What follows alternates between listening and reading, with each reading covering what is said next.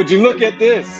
A non-game day for the Philadelphia 76ers. So that means you get a 3 p.m. show from the guys. We're all here. Bree is here as well. Derek Bodden, Kyle Newbeck, Devon Givens with you on an off day, a rare off day for the 76ers in the month of March.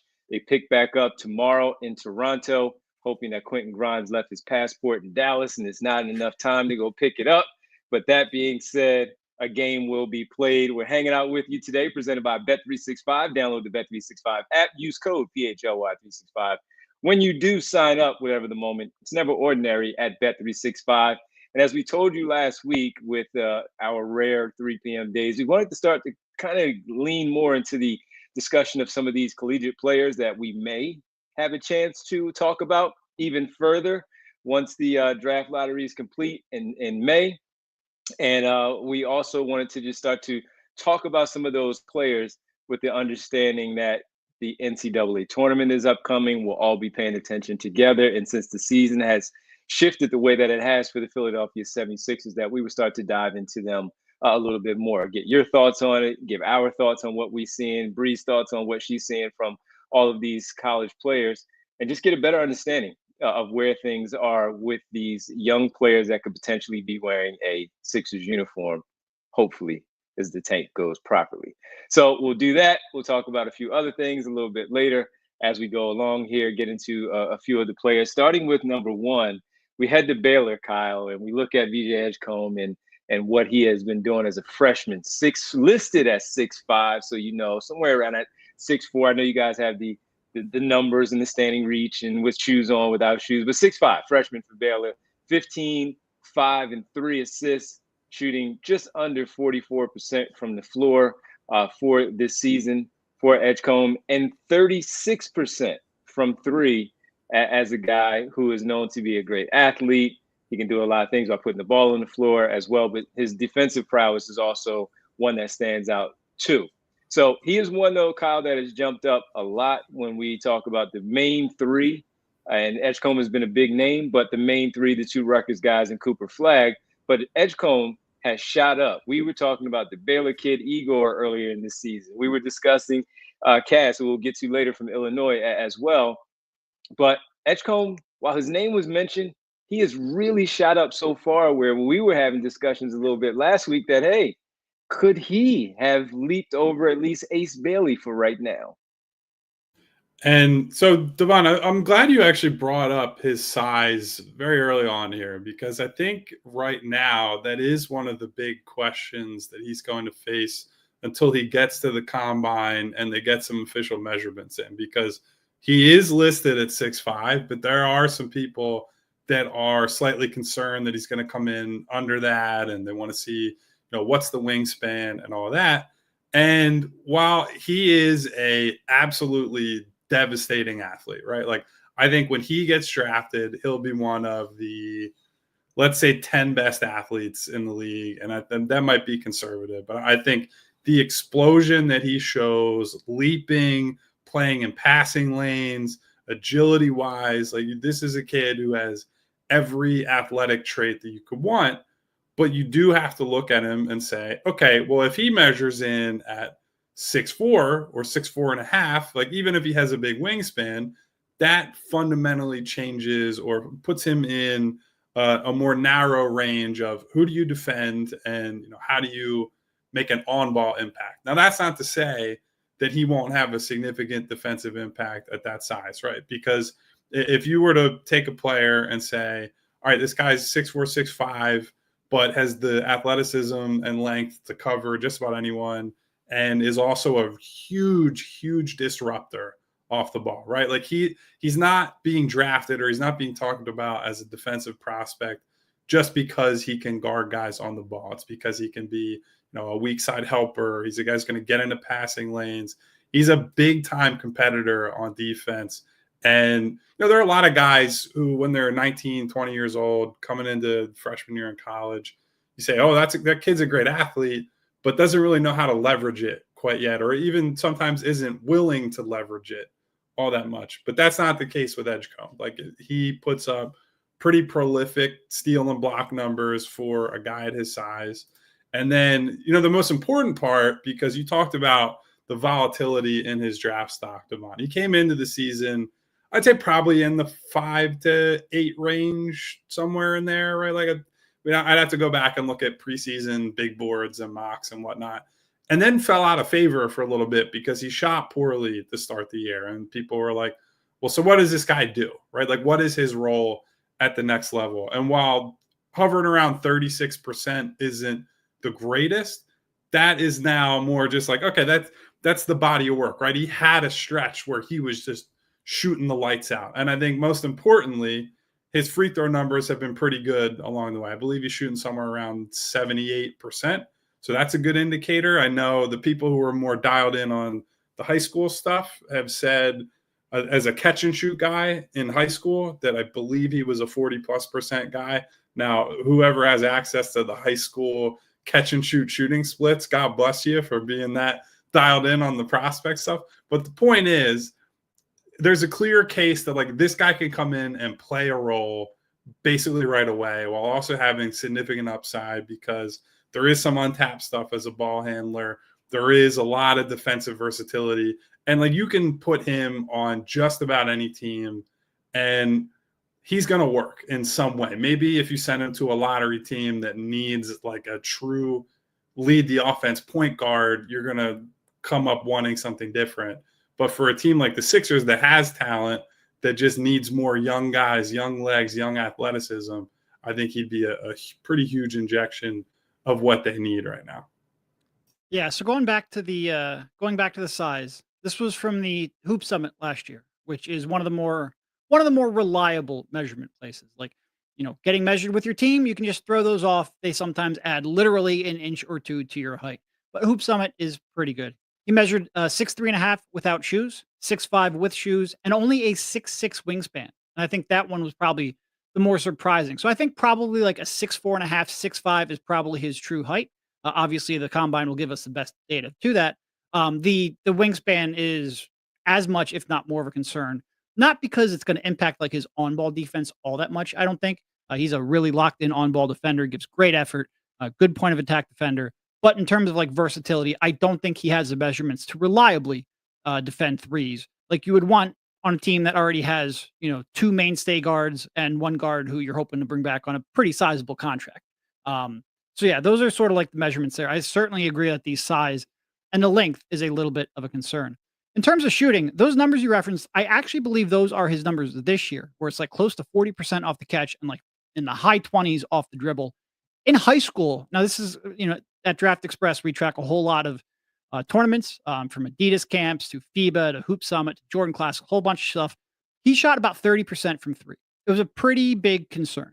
Now, he was always a pretty good free throw shooter. Like through all of those, I believe he was right around 80% from the line. So there were always good indicators, but he has to, translate that into in-game action, especially in-game action off the dribble.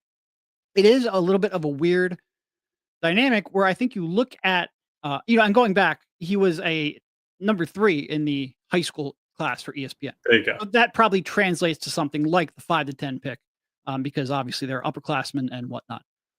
So yeah, there's a lot to like. He's a little odd because usually he's, a smaller guard like that with elite athleticism. You always think, put him on the ball. And I do think some of his deficiencies maybe would be accentuated a little bit if he's on the ball, but off ball, he can be an absolute terror. Transition, obviously, he can be a terror. And defensively, I absolutely love what he does at the point of attack. Yeah, he's fun. He's really fun to watch with that 6'5" frame. And yeah, the wingspan, of course, as we know, as they measure them for a reason. It's a big deal in today's game. But sometimes guys just, the way that they play, it doesn't matter as much because of how good they are. They can get away with it because of what they do out there on the floor. So you would hope that that translates because of the fact that he does have that shorter wingspan. But the things that I like about him offensively, we discussed it a little bit last week when we talked about the 2 Rutgers players. We briefly got into it a little bit with VJ Edgecombe. When you look at the shot as a young player coming in, you look at the shot, he's shooting right there about 35% from 3 this year. And what he's doing, the form, the mechanics, they just look so perfect. When you watch him coming off the screens, the catch and shoot numbers that we've talked about, playing around the trio that would be here. Sorry, Derek, my fault. The 4 guys, the big 4 that would be here. that you want to be able to make sure that guys can catch and shoot off that pass. And with the reps that we always discuss, when guys they leave the collegiate level, they get to the NBA, they work on their craft day in and day out. That's all they're doing. That stuff looks to be there. It's already there. So now it's just translating to the game and make sure that he takes advantage of that opportunity of knocking those down. And when he does do that, then that creates the opportunity for him to put the ball on the floor. When they close out too hard, they fly by, and he's now going to the rim to display that athleticism that you guys both mentioned. That's the fun part about him, the filling in and the transition, the rebounding that is there for a guy at his size. He's like that Crash Bandicoot type of guy where he's just going to get in there and sacrifice his body and go in there. The first ever Crash Bandicoot draft. I did not think it would come from Devon. That is a stunner. Listen, the guy just, again, he's going to sacrifice his body, get in there and get that rebound. And how many times have we talked about, look, first of all, when I gave the comparison of Quentin Grimes and DeAnthony Melton, hey, if you're going to like DeAnthony Melton, you're going to like Quentin Grimes. Two different types of players, but they do a lot of stuff. DeAnthony Melton would get in there and try to get those rebounds. And this would be the same thing that this kid would do on the NBA level, where he would get in there, pull that rebound down, and he starts to break now. Everybody filled in the lanes, that speed that he has to get out in that transition, where he might be the middleman in the floor, or he might be the one making that outlet, filling that other lane to make himself available for somebody to finish at the rim, or to spot up from behind the three-point line, or of course just to simply bounce off the floor. They can finish whatever way that they do. So with that athleticism, the way that he attacks the glass and the defensive glass to get those rebounds as well, and the shooting that I think could translate, would be really, really fun to watch with this group. The defensive metrics that we've talked about so far with him, that just he's a dog, where he's going to go out there and he's going to be a pain in you know what to go out there and make it difficult for the opponent. Yeah, it would be tough having him out there, as Derek pointed out, against some of those bigger wings, that if he's on the floor with McCain and Maxey, if that's the lineup that's out there and he has to get one of those, he's going to hold his own sometimes, but for the most part, he's given up a lot in that height, and that's where that lack of wingspan will come into play on that end. But like we always say, and Kyle mentioned it last night, if you have the big fella back there and he's back and he's at least healthy enough to look like Joel Embiid on the defensive end, that will clean up a lot of stuff. But a lot to like with this guy, a lot to like with VJ Edgecombe, and seeing him potentially as one of the guys that has really shot up the charts. And the good thing about it too is when you look at his stats for like the last few games, I think he had like 20, what did he have the last game? 23, 5 and 2. He had 18 the game before that.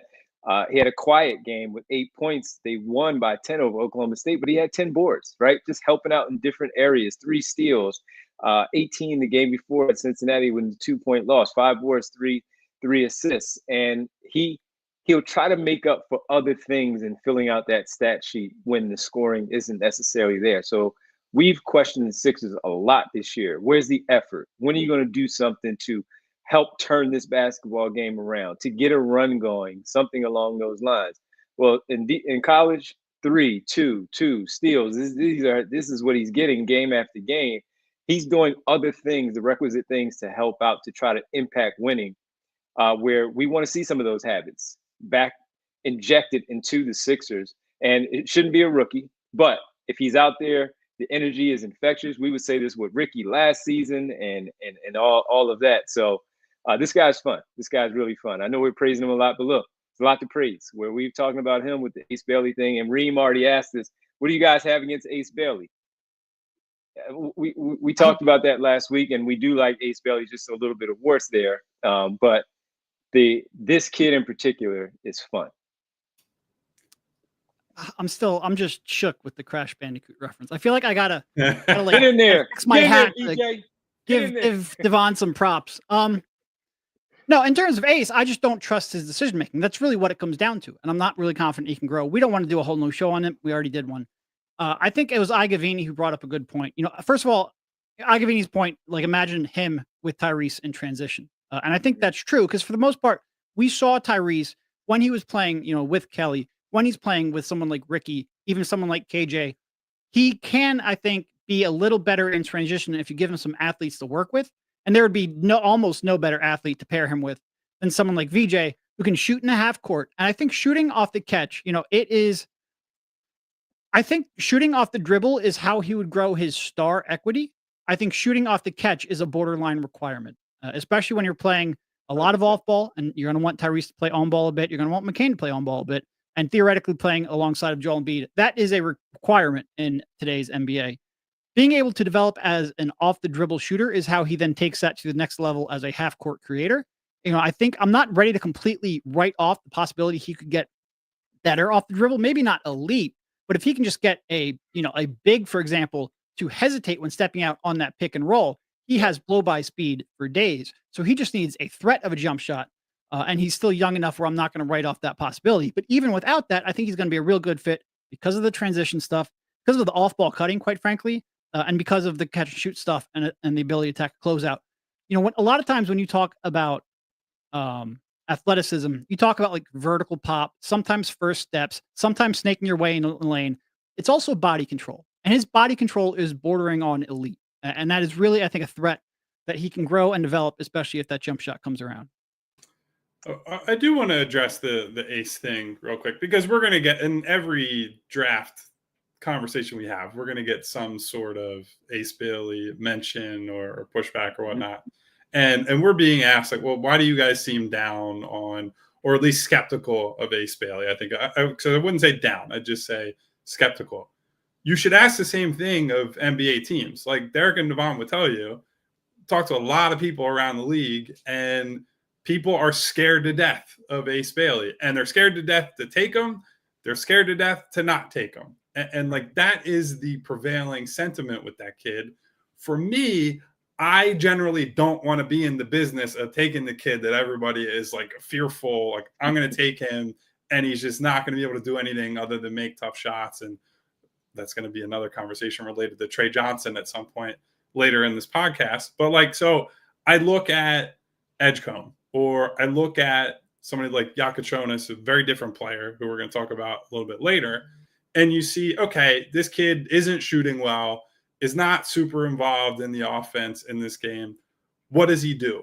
And what is he willing to do? And one of the things I have loved about Edgecombe watching him, and this applies not just in college, right? Like, he played for the Bahamas in Olympic qualifiers. And Derek and I were talking to somebody at the game the other night who said, he put up good numbers in the games, in the qualifiers, but also was getting, rave reviews for, this guy was great in practice. He played super hard. He's beaten up on actual current day NBA players in those settings because he just finds ways to impact the game, right? And he is invested in the team success rather than like, look, he's a big time prospect. As Derek said, he was number 3 in his high school class, and he was a pretty much lock lottery pick coming into the season.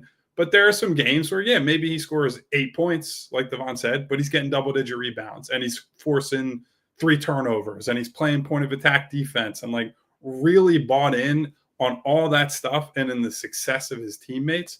And when you're coming into a situation like this, where you're not going to be the guy, certainly not in the short term, and I would say more than likely over the long term, even if they move on from Joel Embiid, like it will probably be Maxi's team, right? Or maybe pie in the sky scenario, it's like Maxi and McCain share things.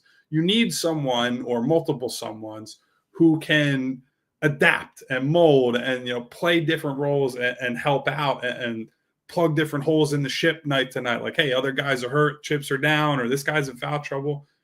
You can be a Swiss Army knife. Like, he is that type of guy, right? And so that's not to say that he should be, if they're third, right? And we all on the show, I think, have agreed Flagg is number 1, his own tier. Dylan Harper, number 2. I think he's in his own tier. And then it's kind of a muddier, like, okay, what do you do with the rest of these guys? I think he has as good of a case as anyone because he's got probably the most versatile skill set. And I have the most confidence that he can come in and make a two-way impact, even if the ultimate ceiling, as Derek is talking about with the pull-up shooting, might be a little harder to reach than it would be for some of the guys. Yeah. So going back to something that Kyle said, I was up at Sloan this past weekend, and the real reason you go to Sloan isn't because of any of the talks, because I've seen most of them a couple times, but because it's probably the second best like networking event of the season. And it's not just like analytics people there. It's, scouting departments, GMs, assistant GMs. It's a pretty good accumulation of everyone that works in the NBA and other sports as well. And I asked probably about 10 or so members of scouting departments with teams. I'm like, well, what do you how confident are you in Ace Bailey? And it followed almost the exact same script for every one of them. I was actually really surprised at how consistent the response was. Oh, I'm terrified of him. I don't trust his decision making. I'm not sure if he can grow into it. I think he's a type of player and draft pick that can get the GM fired years down the line.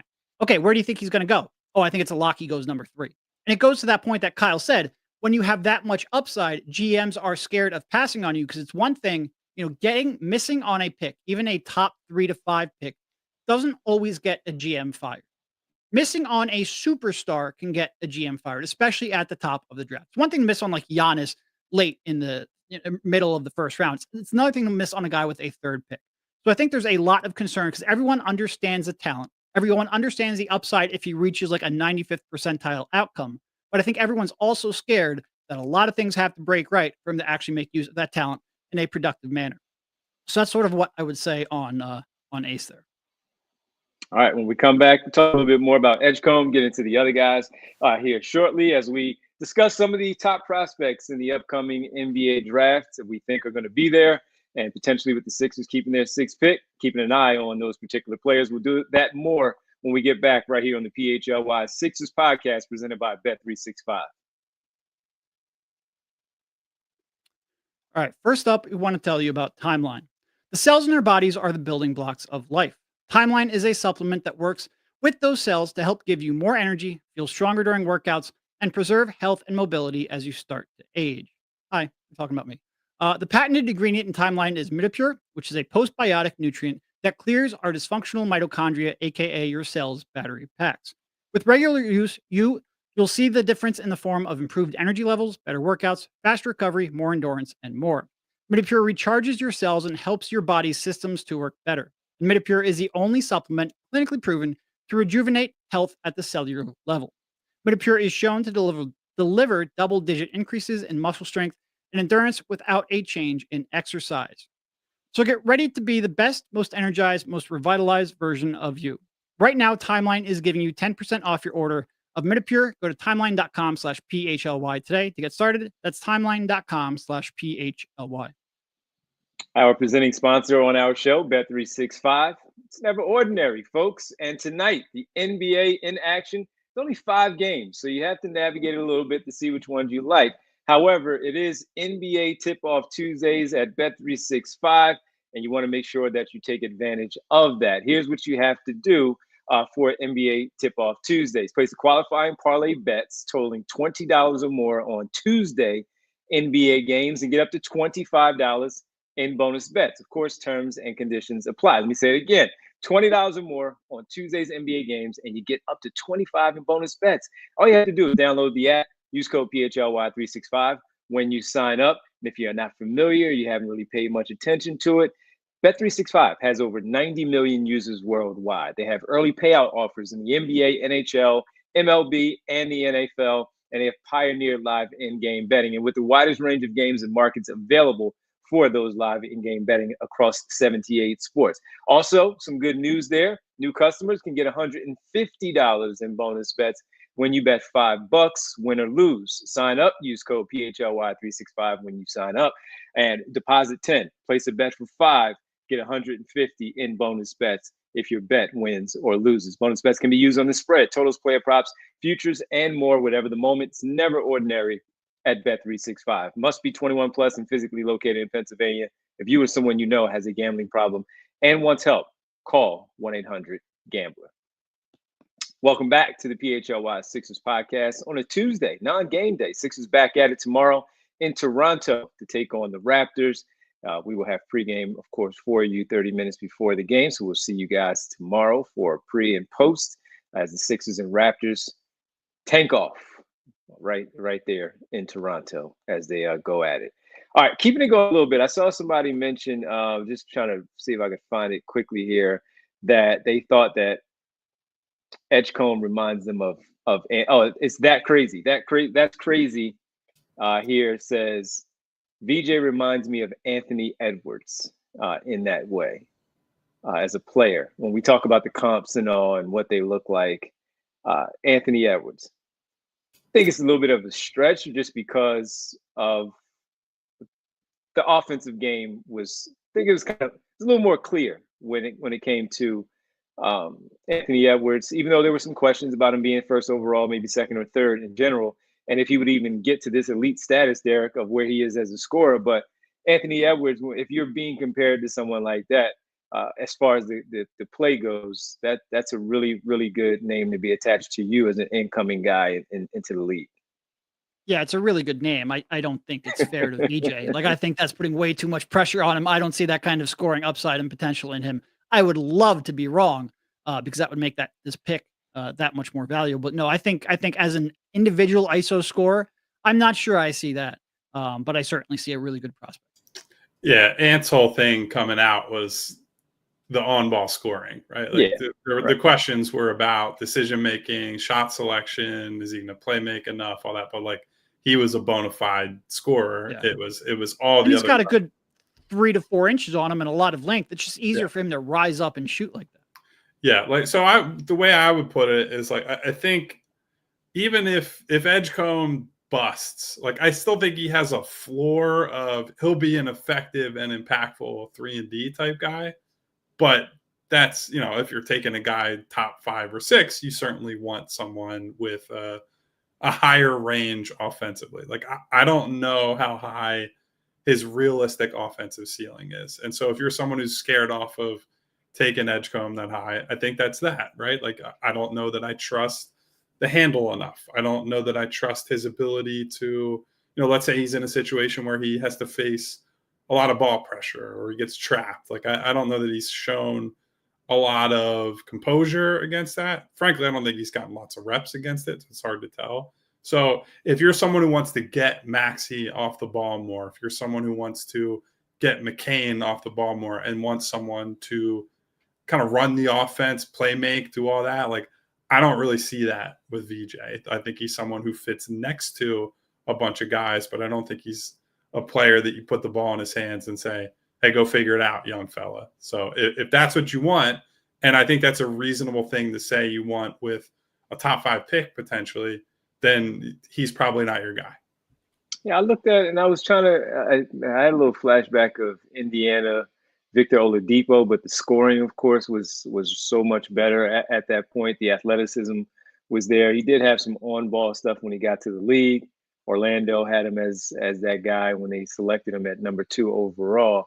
But again, the offense was just so much more ahead of where Edgecombe is right now, where that's what Victor Oladipo was coming into the league for, where we're just looking at a different version where there's so much the grab bag of things that he can do. VJ Edgecombe coming in of what he could do. So the comp stuff is always fun. Still trying to figure that one out, but he has a lot. Brian Knight, Bree had already put this one up. B Knight says prospect rankings ? I'll go Flagg 1, VJ 2. Oh, Harper 3, Tre Johnson 4, Ace 5.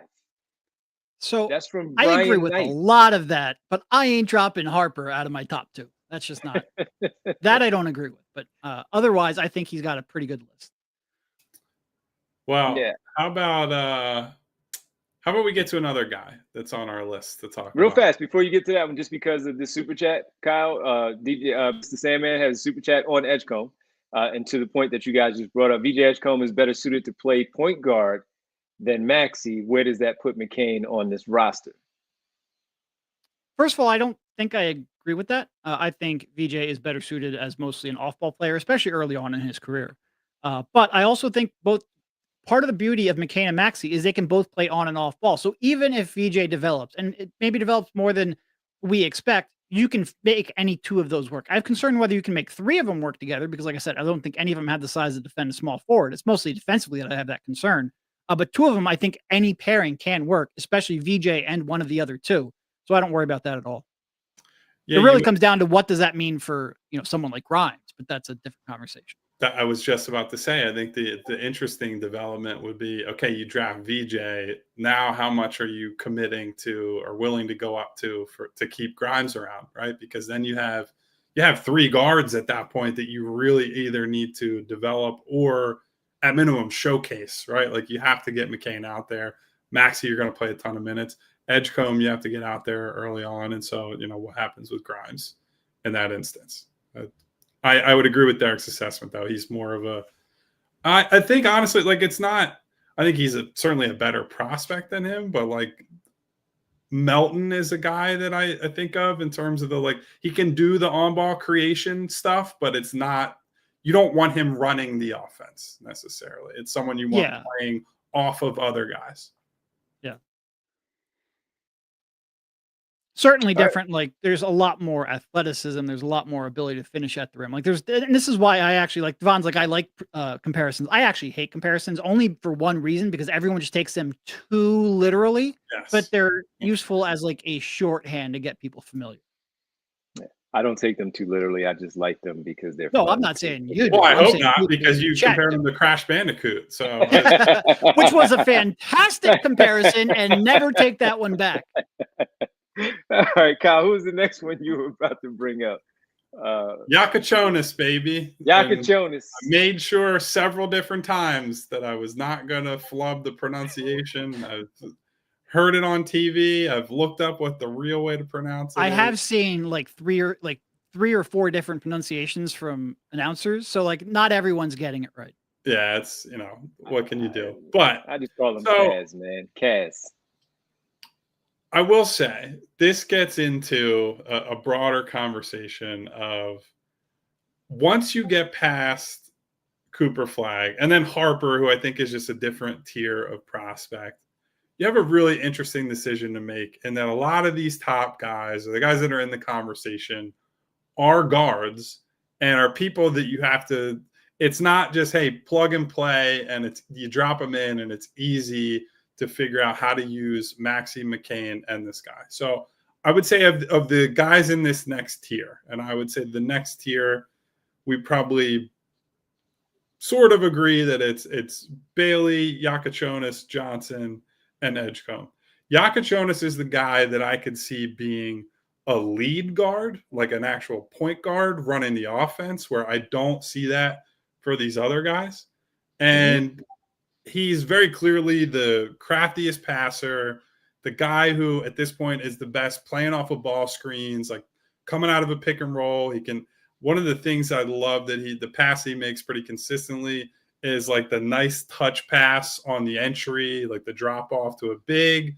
And that's something that a lot of young players are just not very good at. A lot of players just aren't good at in general. Like Nick Batum came here last year and was able to throw an entry pass, and it was like Midas rolled into town. Like, oh my God, he turned everything to gold. So that's something that I really like seeing from him. For a guy with athletic limitations, and he's got good size, right? He's like 6'5", 6'6", I believe, and can see over the top of the defense, but does not have, above the rim athleticism, does not have separating speed. He's actually been pretty good around the rim this year. Like, he's a good finisher, and the deceleration that he shows, right? Like, and we see that with a lot of these less athletic guards. You have to master the start-stop, the footwork, all the stuff around the rim, because he doesn't have a developed floater runner package yet that I've seen anyway, but he's still done a nice job of disarming shot blockers and getting stuff done around the rim. So you have the playmaking, you have potentially the finishing at the basket. If that continues, certainly you'll have better spacing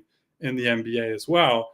And then the other part is the on-ball shooting, right? Like the difference between Jakucionis and someone like Edgecombe is that Jakucionis is a much more developed pull-up shooter at this point. Like he can, maybe shouldn't, but can take step-back jumpers going left and right, which is a pretty big distinction. If you guys watch Tyrese Maxey closely, he's capable of it, but he almost always is going left when he's taking step-back jumpers. So this kid, very early on in his career, is capable of going both ways on that front. And so those are all the good things. My big thing with him is that I don't know if he has enough athleticism. I don't know if he's going to be able to consistently beat guys, or like if he is the lead guard, if he can beat doubles and beat traps and beat pressure on a consistent basis. It's gotten a little bit tougher the deeper that Illinois got into their Big Ten schedule, and his turnovers are high for a young guard prospect. Now, his assist numbers are higher than the rest of these guys. And in a lot of cases, Derek would tell you this, he has gotten a lot deeper in the draft than I have over the years. you don't necessarily want low turnover numbers with guards because you want them to be taking risks and trying to make those passes that unlock defenses. But some of his turnovers are he gets stuck in no man's land because he can't get by somebody or defenders are able to close the gap quickly. And then he doesn't really have anywhere to go. And so he ends up throwing these passes that, the other team preys on. And he's going to be playing against bigger guys, more athletic guys, better defenses in the NBA. And I'm a little bit worried that that difference in speed and athleticism at the next level catches up to him a little bit. And he goes from a guy who can be one of the great lead guards at the college level to he might be a good guard at the next level, but maybe not a guy who's like a run the offense, facilitate everything type of dude. And that's the reason you'd be swinging on him with a top 5 pick. Yeah. So he was at the same Hoop Summit, measured about an inch taller than VJ, with a pretty similar wingspan. I think he has about a half inch on wingspan on him. So a little bit taller, but not like a huge, like he's still probably like 6'5.5" to maybe 6'6" at most in shoes. Good size. And I think he uses that size pretty well offensively. He is one of the top 6 to 7 that we'll talk about a lot. He's probably my second favorite one to watch. The passing is just real fun to watch. He's real good at changing directions, getting defenders to commit, and then making a good read out of that. That's both on his driving game and also his passing game. Like Kyle mentioned, you can probably look at his three-point shooting and get concerned, but I think there's a very high degree of difficulty on a lot of those shots. There's a lot of step backs in there. There's a lot of pull-up shots. He has a diverse shot profile, which I think is going to bode well. And he's just really creative, whether it's big men rolling to the rim, whether it's those skip passes that he has the size and the vision to make, whether it is wraparound passes. Like, he is just a really good passer and is able to react in the blink of an eye. And at a moment's like he's real good at processing the floor, seeing where players are cheating to and picking that apart. And there's part of me, like, I agree with Kyle's concern that you don't know if he has just the pure first step to get past the first line like he is in college. I do think the NBA and the spacing makes that a little less of a concern now than it maybe was 15, 20 years ago. And I think he's so good at using the threat of his shot off the dribble, using the threat of his pass and keeping defenders, frozen because of that to get to his spots. I think it's a concern, but I think if I'm going to worry about his athleticism, it's probably a little more on the defensive side of the floor because I think he's crafty enough offensively to make that work. He is definitely, I think, the best passer among this group, like by far. It's not even close. If you're going to want to run Tyrese Maxey McCain off ball and maximize that, I think he's the one that you look at. Yeah, I mean, the guy's he's one of those that even with that 6'6" size and doesn't have the speed, the blazing speed or that athleticism, he just knows how to play the game. And it helps out that he is that size and the things that he does with his passing ability, the shooting and all. So just a really solid player. One of those guys really cerebral with what he does, how he gets it done, impact and winning, similar to when we talked about VJ Edgecombe, just does stuff to help winning on the offensive end. The defensive stuff is not there, like we mentioned with Edgecombe, but Cass, I'm just going with Cass because I'm not messing with the other stuff. With all due respect, I don't want to screw it up. Better start learning some Eastern European names. I know, man. I know. You're taking over the NBA. I've been good with the other ones. I haven't gotten this one just yet. Give me some time on that one. But no, he's a good player to watch. And a little disappointed in the one of the last games that I did see him play. I think it was at the Garden. I can't remember who the opponent was, but it was at the Garden.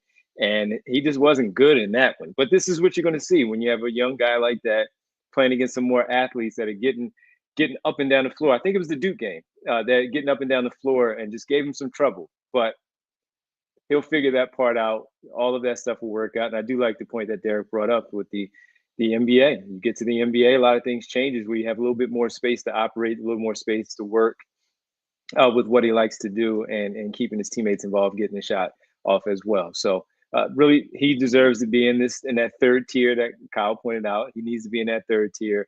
He's that good as far as the conversation goes. I saw that Mr. Sandman said that loves Cass and what he does. So some people are going to like him more than others. Some people, and Mr. Salmon says this is a player you build around. And now it may not necessarily be the case here, depending on the Maxey situation, McCain as well, and how long George and Embiid are here. But really good player. We'll come back. We'll keep talking about Kaz. Got to talk about Tre. Got to talk about Tre Johnson a little bit here as well. And that next tier, as we hang out with you on this Tuesday, the PHLY Sixers podcast presented by Bet365.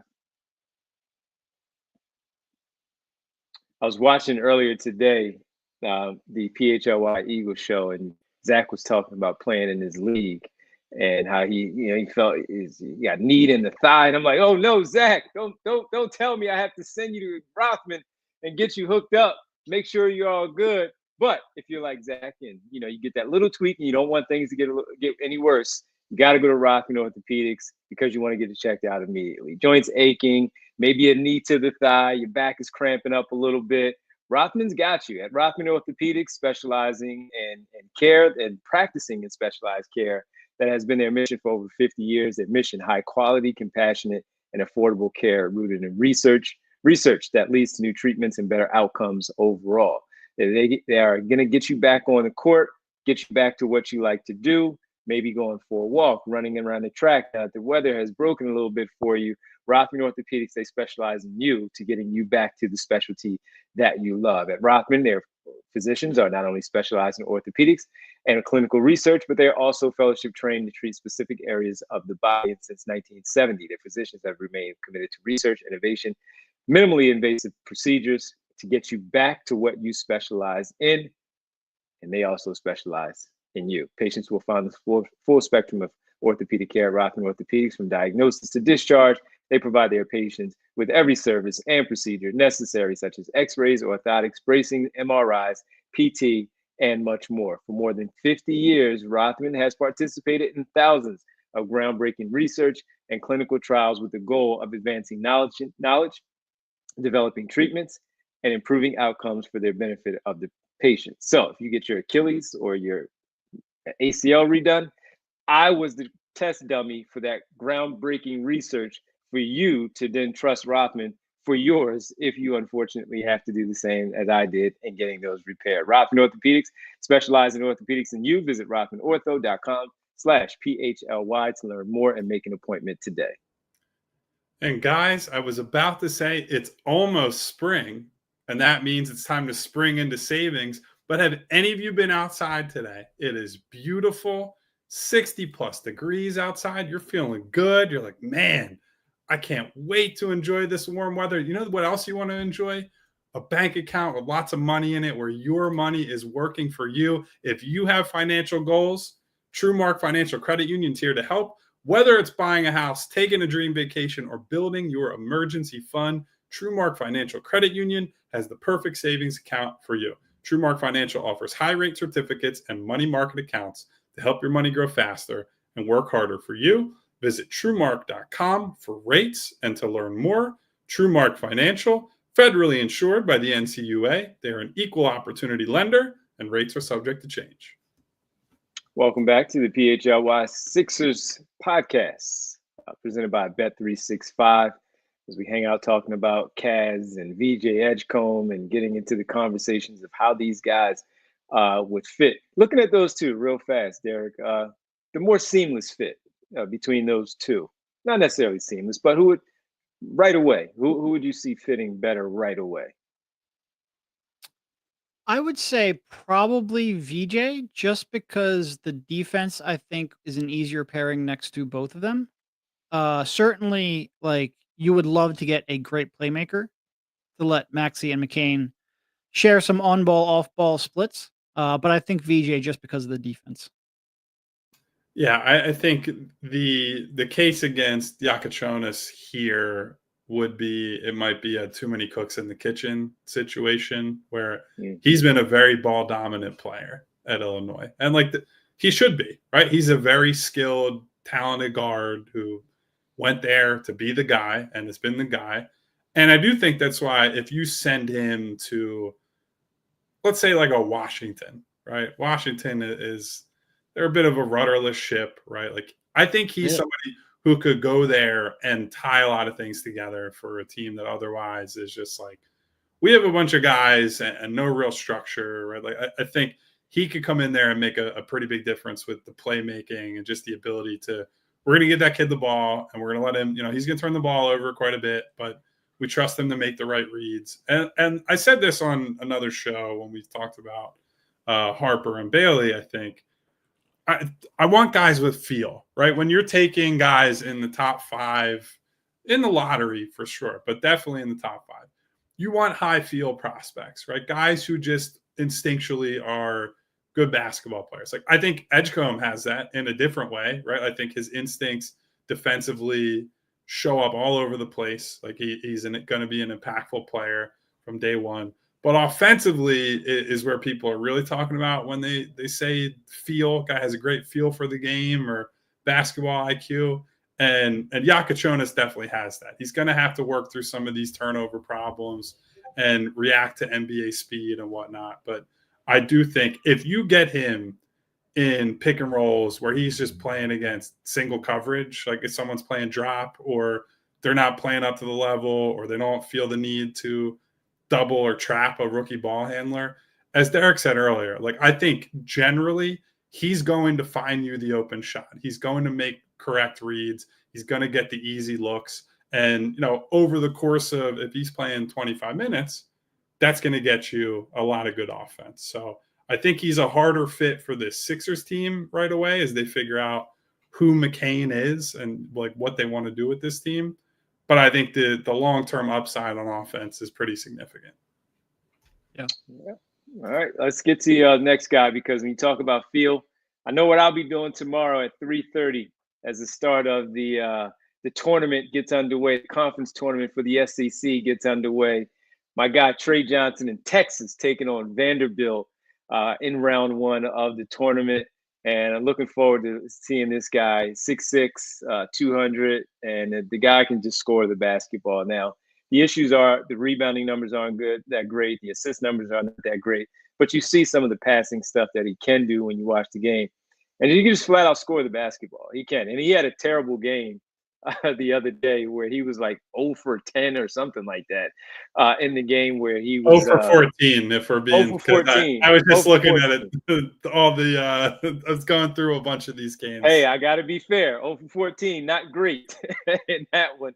But then I also look back at the 39 that he dropped in against Arkansas and the 23 against Mississippi State, 29. He's averaging 20 on the season so far this year, but the guy can just flat out score. So when you just talk about scoring, and it's a different type of scoring where we've discussed Ace Bailey and kind of just having that laser focus of I don't see anything else and I don't know how to make passes, and even with that 6'10" height that he has. But this guy's a guard, man. He can just flat out fill it up. Sometimes I have a weak spot for those types of players, how it would translate.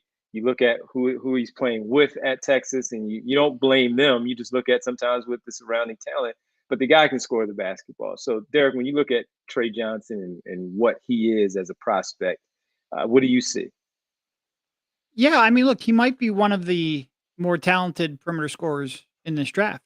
He has, similar to Kasparas, where he has pretty much every shot you could hope for in a guard. I think he has the ability to make pretty much every perimeter shot. Maybe not right away, but I think he can develop that. I think he's got really good diversity in that regard. I think he has the size to get that shot up. I think he can leverage that, get driving lanes into the paint. I have 2 concerns. One, I think he's pretty terrible defensively, possibly the worst out of this group, which is a shame because I think he has the best physical tools. Maybe not when you talk about athleticism, but in terms of just size and length, I think he's got the chance to defend a wider range of guards and possibly even an occasional small forward. I think he's got like a 6'10", 6'11" wingspan. He just doesn't utilize that almost at all. On ball, I think he can get really burned by misdirections and screens. Off ball, I think he's mostly asleep. Those are some habits you have to try to get out of him. Sometimes you can successfully do that. Other times you can't. And the other concern is what you mentioned. He's got tunnel vision. It's not like Ace Bailey levels bad of tunnel vision, but he is just not a good passer. And even going back to high school in Missouri, he was playing a lot of point guard, and he just didn't create all that many scoring opportunities from for his teammates. It's one of the pretty consistent criticisms you saw in scouting reports leading up to the year, and certainly here at Texas, you're seeing the same thing. So I think in terms of players who have self creation upside, he's probably got the highest out of the three that we're talking about. Oddly, the only one who competes with him in this sort of like 3 through 6 range is Ace Bailey, which is part of the reason why a lot of people are going to be very high on Ace Bailey. And there are some games where I watch Tre Johnson, I'm like, oh, I see the blueprint. I see exactly why people love this kid. I see how he can become a dynamic scorer in the NBA. Then you have games like where he's off, like 0 for 14. He's just not going to impact the game in really any meaningful way in those kind of nights. Yeah, so I've told you guys I've watched the least of him of this top group, right? Like I've watched him a decent amount, but not as much as I've watched the other players we've been talking about. And there's a part of me that's just like, is this guy 6'6" Cam Thomas? Like, because that honestly, it's how he plays a lot of the time, right? Like he's got a slightly better playmaking numbers, but generally he is a player who is just going to go out there and hunt his shot, right? And frankly, if you look at the shooting splits, I get why he does it, right? He's taking a ton of shots a game. He's taking a ton of pull-up threes, and he's making 39.5% of his threes Incredible. on almost 7 attempts per game. Yep. I think his mid-range numbers are in the low to mid 40s, or at least they were as of, I think I checked that probably like a week and a half ago. So they're probably not that far off of that. Takes a ton of mid-range and like tough mid-range shots. And it doesn't, like, shooting 40 to 45% doesn't sound good, but like on those shots, that's a really, really good number as a pull-up shooter, especially as a guard, right? We're not talking about Joel Embiid where he's getting the kick to the elbow and it's a standstill shot, right? He's trying to break somebody down off the dribble and hit a pull-up jumper. So if you're hovering in that, mid 40s range and you're shooting close to 40% from three on high volume, we talked about with Bub Carrington last year, right? There are a lot of things we didn't like about him as a prospect, and the shooting numbers weren't that great, but we were still like, this guy's pull-up shooting is unbelievable. And like, if that ends up panning out at the next level, that's the single biggest star driving quality I think you can have as a prospect, right? If you can be a pull-up shooter at a high level, you can wipe out almost 80% of other flaws, right? Because that is such a court bending skill and is so important to the way the game is played today.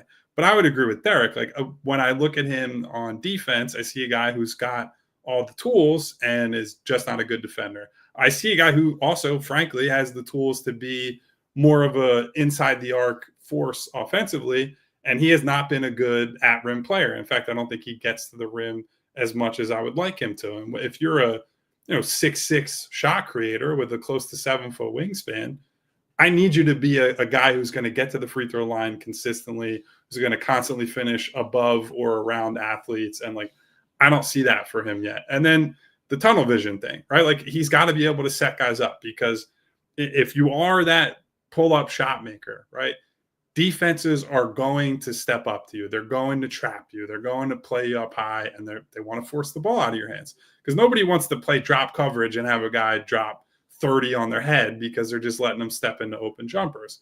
And I haven't seen from him even the willingness to try to, turn that against other teams. So there are a lot of questions I have with him. And so frankly, as much as we've talked about Ace and like skepticism with him, I would take him pretty easily over Tre Johnson, just because I can see some more flashes as a defensive player, right? Like as a weak side rim protector and doing some stuff there, as a rebounder, like leaving an imprint on the game in that way. Like he does some more things for me that are not just the shot making stuff. And so I can see why people like Tre Johnson. If you're a Tre Johnson type of person, I get it, because any kid putting up 20 points a game in the SEC on the type of jumpers that he is a really talented player.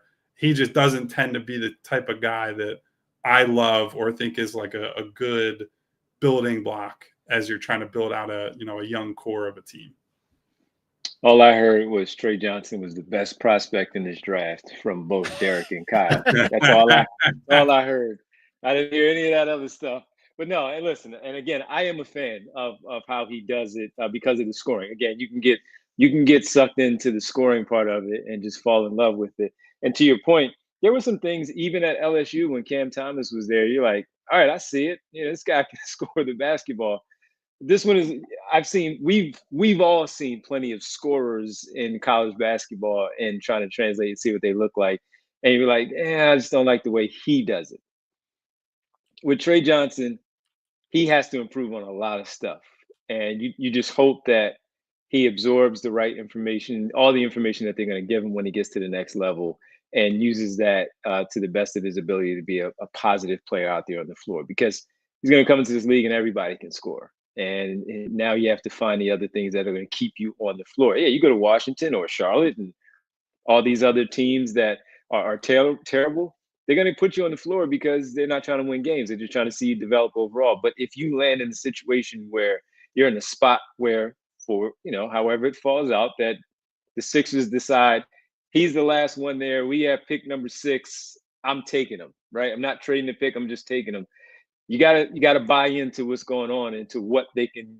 Of course, they can use your scoring, but in order for you to stay on the floor, they're going to tell you need to play defense. You need to all the intangibles of diving on the floor, the 50-50 balls, all those things to help us win basketball games, not just the scoring part of it. So he is most likely not going to be in the tournament. They're going to have the SEC tournament here, and he's going to have to ball out. And that 0 for 14 can't be the lasting impression that he leaves for these scouts before he gets to the combine, or which he won't participate in, or any other of these pro day workouts, depending on who his representation is, and the individual workouts that he has for his teams. The guy can score the basketball. So selfishly, I don't think he's going to be here, but I want to see him because I like him as a player. I just don't know how it would fit here. I would still go Ace Bailey over him, but I am a Tre Johnson fan where I do want to see him fix and correct some of those problems that he has to be successful in the league. Now, Cam Thomas frustrates you. Am I misremembering? Yeah, but his is different, man. His tunnel vision is no, he's worse. He's at LSU that one year, he averaged like 18 shots and like 1.3 assists. It was really bad. And even when he was drafted, I think the Sixers may have had like 3 second-round picks, and you're like, okay, take a chance to see what happens if he gets to the league. But that's just bad all around with Cam Thomas. I do think that at least, look, we've only seen him for 1 year in college basketball, so I can't say that he's any different. But again, you see scores that you like. They do it similarly, and some of them do it a little bit differently. And I think that his tunnel vision is a little bit different, because I see passes from Tre Johnson, and I'm like, oh, do that again. Do that again. No, the difference when you between come back down the floor and you see the same read, do that again, because that was really positive, and that's going to help you out and help your team win, and then help you in the long run of getting to the NBA. I see stuff when he makes those passes, and I'm like, oh, this guy can actually really pass the ball if he puts his mind to it.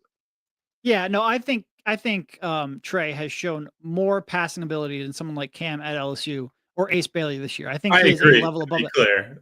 That's part of why he's a little bit frustrating, because it's not like he has no creativity. It's that he has tunnel vision. I don't think he's ever going to be like lead guard levels of seeing the floor, but I think he can be at least good enough where you have to hesitate to make a rotation. Right. He's just got to buy into that. Yeah, and I don't have a comp for him. I don't know yet.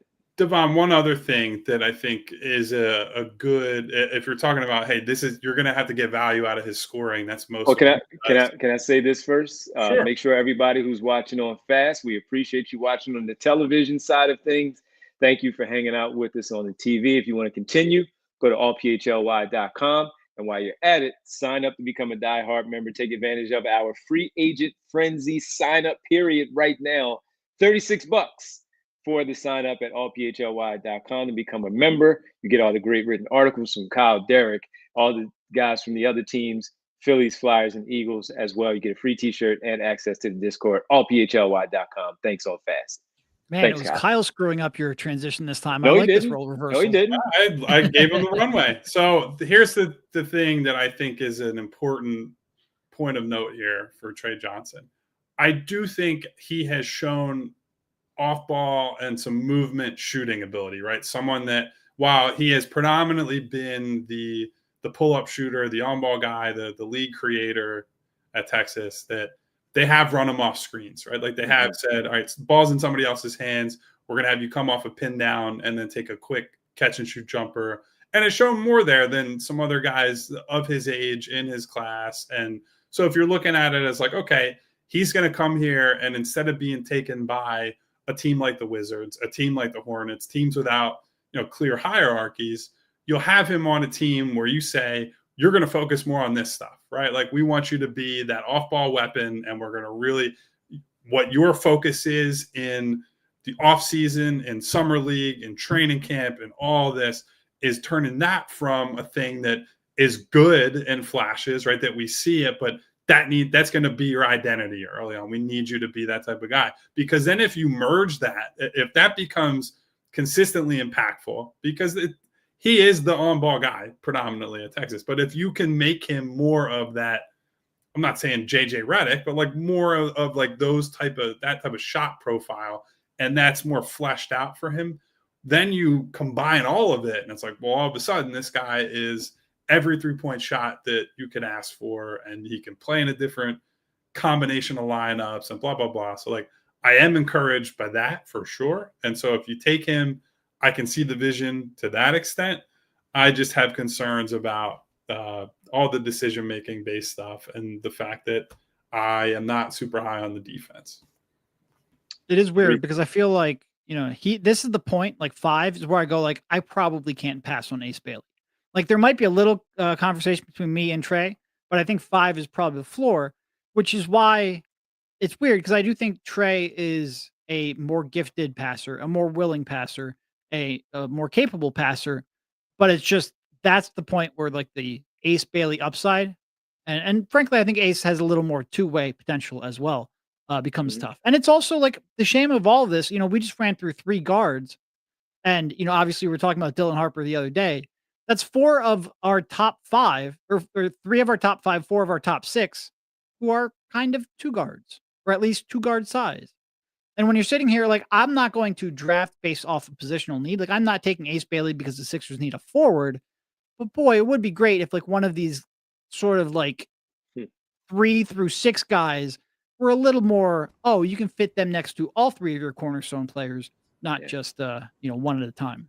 And I think that's why we're going to see so many people every time we talk about the draft continue to hammer the Ace Bailey thing, right? Because like, while he brings maybe like macro fit concerns, right? Like, is he going to be someone who fits into a team concept, or is like a team? My concern with Ace Bailey is, does he fit in the modern NBA? Not does he fit with the Sixers? There are plenty of concerns from a fit perspective, but if you just say, look, he is a 6'10" forward, incredible shot maker, and you're not asking questions about, well, does he fit with Maxey?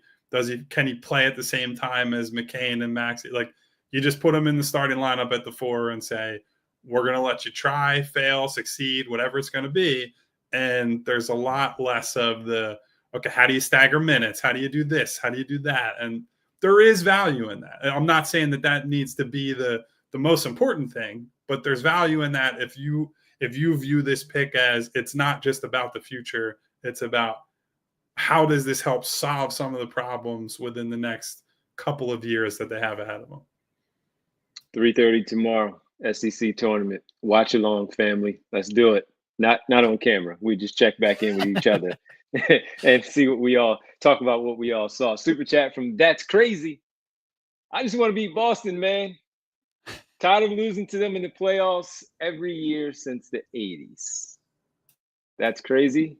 Correction, since the 60s. Since the 60s. Game 6, man. Game 6. Wow.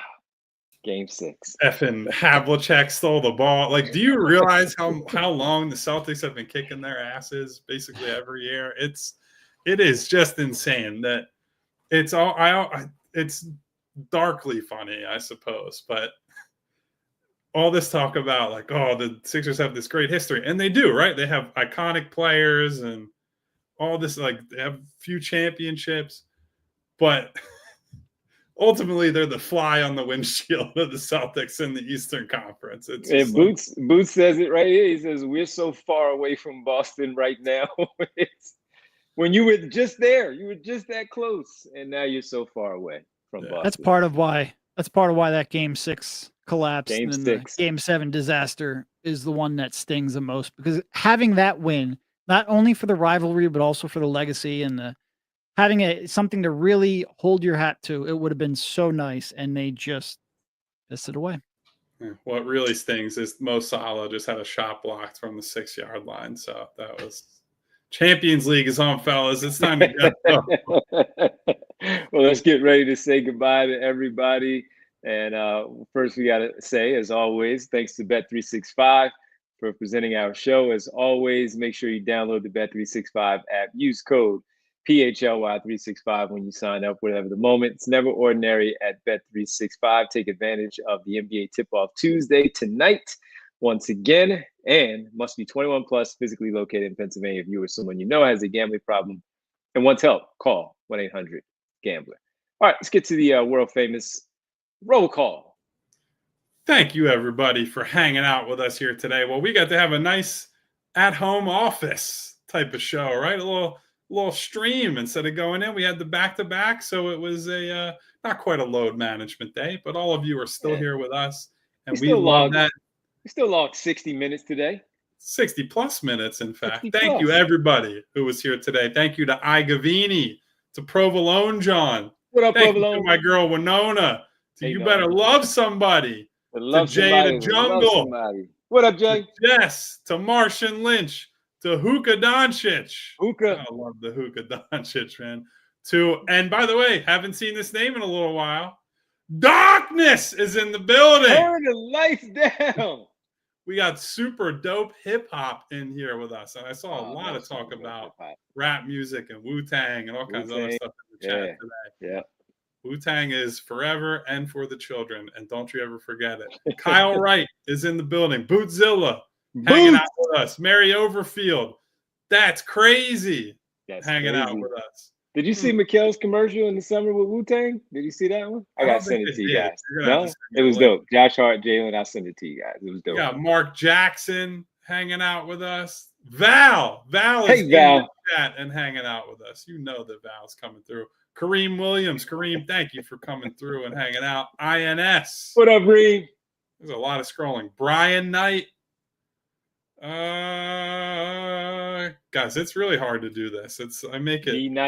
I know I make it sound so seamless, but scrolling and reading names, very difficult sometimes. It's the king, partner. Thank you to everybody who was here today. Oh, DJ, a.k.a. Mr. Sandman. I think I Bring forgot. me a dream. Thank you to everybody who was here today. If you have not already, hit the subscribe button, hit the bell icon so you get notifications each and every time we go live. And if you hit the thumbs up button, it's a thank you to super producer Bree, who even when we're remote and in our own homes, is keeping the show together and making it all maybe not look good because it's still our faces on the show, but everything else looks good except for that. So thank you to Bree. We will be back for what may be the game of the season for Philadelphia. Sixers, Raptors, Wednesday night, Tankapalooza 2025. And it's not the only Tankapalooza. There's another one after this that we'll have to reconvene for another big tank showdown. 7 o'clock pregame since they're playing the Raptors. That injury report going to be looking like a CVS receipt for both these teams. Thank you to everybody who's been here. We'll see you tomorrow night. Goodbye. Thank you, Bree. We all silly like the mayor.